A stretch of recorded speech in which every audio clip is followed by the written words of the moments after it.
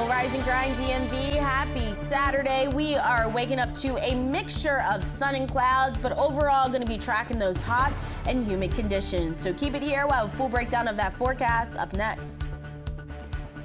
This morning on DC News Now, the mayor of a small western Maryland town sharing his frustration after FEMA denied Maryland's request for help after major flooding.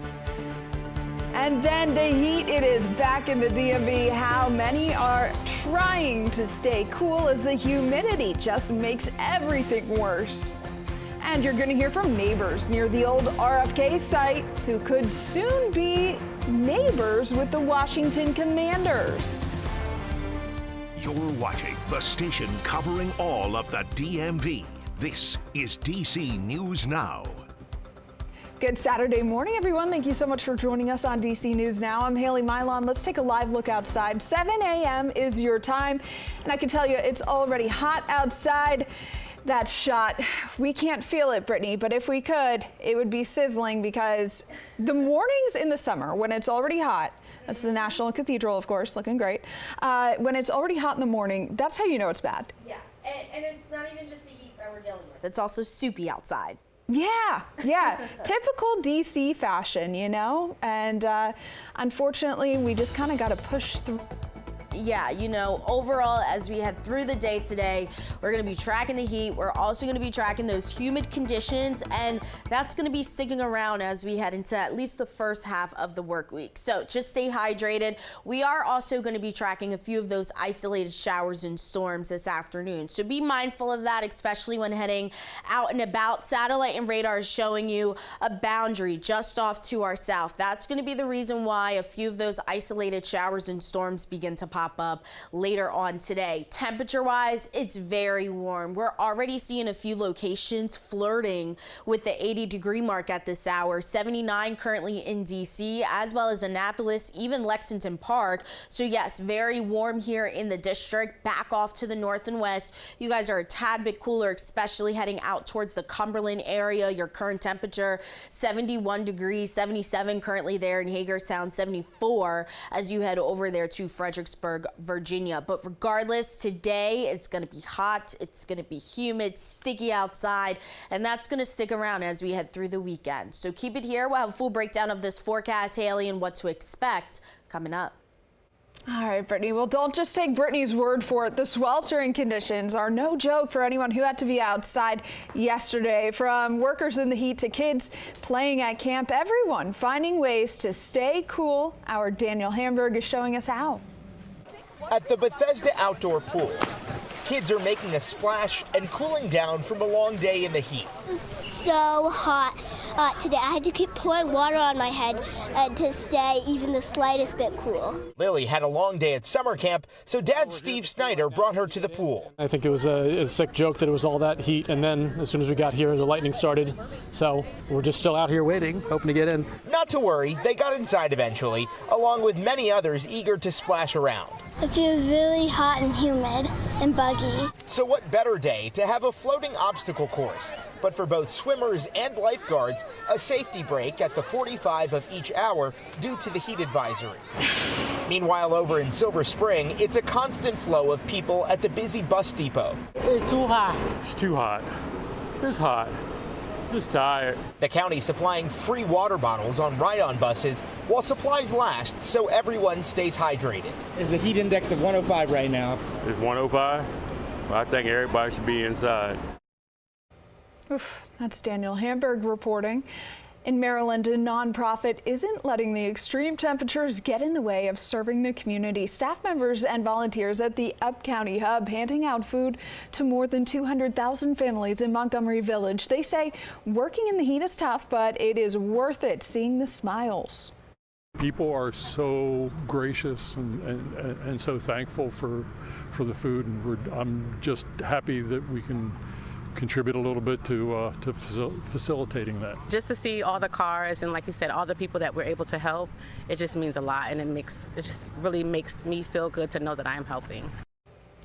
And the Up County Hub hosts food drive distributions 3 days every week.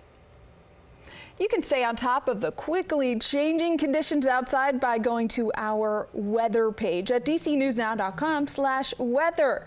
You're going to find current temperatures, live radar, and our weather cameras so you can see what it looks like across the DMV. And developing now, the mayor of a small western Maryland town ravaged by floods earlier this year is sharing her frustration. FEMA recently denying the state's request for help. The governor asking for millions of dollars needed to rebuild hundreds of homes, roads, schools, and businesses. Our Max Marcella takes us there and explains. The Westernport, Maryland mayor says it has been a tough recovery with some milestones, including Thursday's milestone of the last damaged business on Main Street opening back up. But still, she tells us that the denial of these resources from the federal government is leaving her confused and worrying that this could harm the people who call her town home.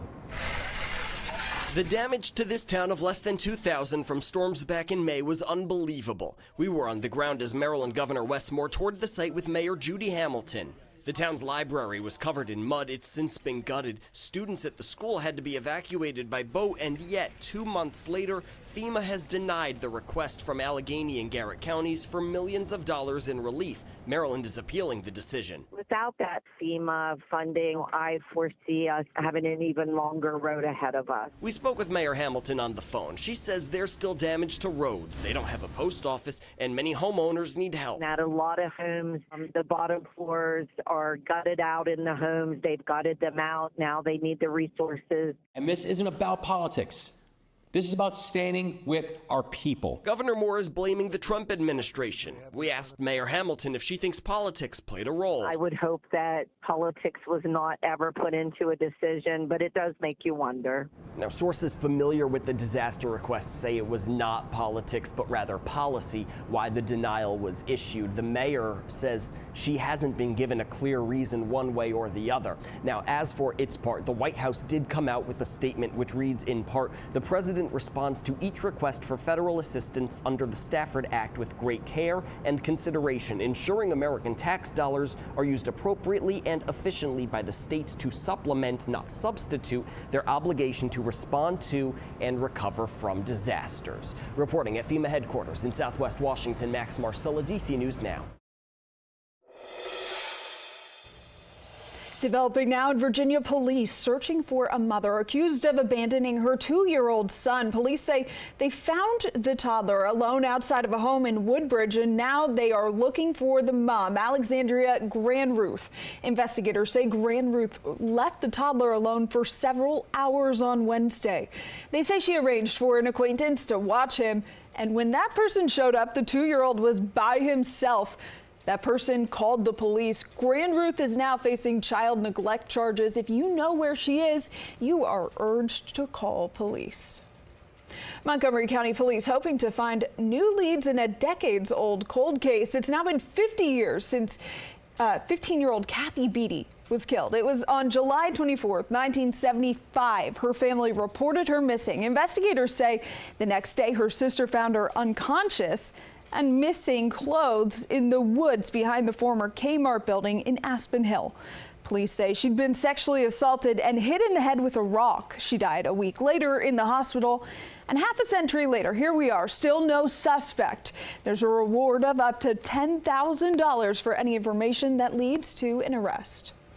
In Maryland, a teen driver accused of running over a man and killing him in Beltsville. Investigators say a 16-year-old and Neville Robinson were arguing, and the teen ran into Robinson before driving off.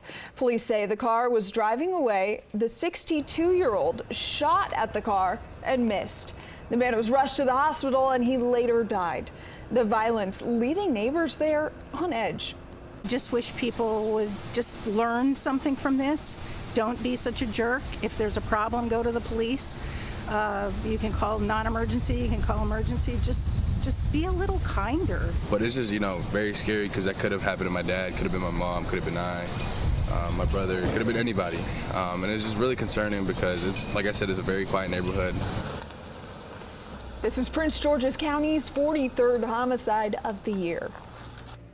A former Air Force dentist pleading guilty to stealing nearly $1.5 million through a COVID fraud scheme in Virginia.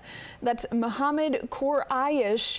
He applied for PPP grants, which is the Paycheck Protection Program, and small business loans during the pandemic. He intentionally inflated and falsified payroll information and the number of employees he had to get more money that he wouldn't have to repay. He faces up to 5 years in federal prison when he's sentenced in October. The Department of Education says that 5 Northern Virginia school districts are violating Title IX over their transgender policies. Here's a list of those divisions under investigation. Now, it is Alexandria City, Arlington Public Schools, Fairfax County, Loudoun County, Prince William County Public School divisions. Now, the Trump administration is requiring them to get rid of policies that allow students to use bathrooms and locker rooms that match their gender identities. DC News Now reached out to the divisions for comment. All of them say they are, quote, committed to maintaining a safe and welcoming environment for students. For their full statements, you can go over to our website, dcnewsnow.com. In Hagerstown, the Meritus Medical Center welcoming 90 new students to a new School of Osteopathic Medicine. It's been more than a century since a medical school opened in Maryland. A medical student tells us that it's about more than just classroom learning. It's about making an impact where it matters. Great opportunity to be in the community, not just learn outside the community and come back in. We're learning in the community and coming back with our experiences and helping everyone around us.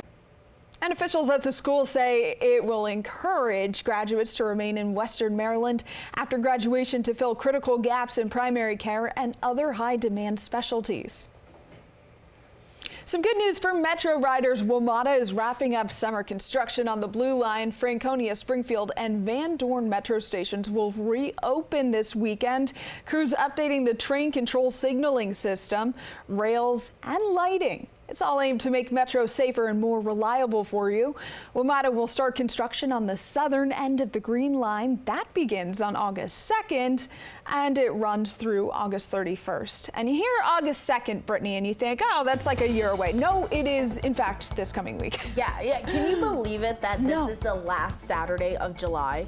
Yeah, you told me the last July sunrise, Saturday sunrise. Couldn't believe it. Can you believe it? No, no. But what's the weather looking like for our final July weekend? It's going to be hot and it's going to be humid, really feeling like summer across the entire region. So if you are going to be outside today, just make sure to stay hydrated. Also, keep an eye out on the sky. You will be dodging a few isolated showers and storms as we head through the day today. Highs today expected to be in the 90s, but those feel like temperatures expected to be in the triple digits. So yes, the hot and humid conditions will be returning. The good news is we'll start to see those isolated showers and storms pop up by midday. By any means, not going to be a complete washout. So again, any Saturday plans, just bring the umbrella, and then we do it all over again as we head through your Sunday. So keep it here. We'll have a full breakdown of the showers and storms, timing, what to expect coming up in my 7-day forecast.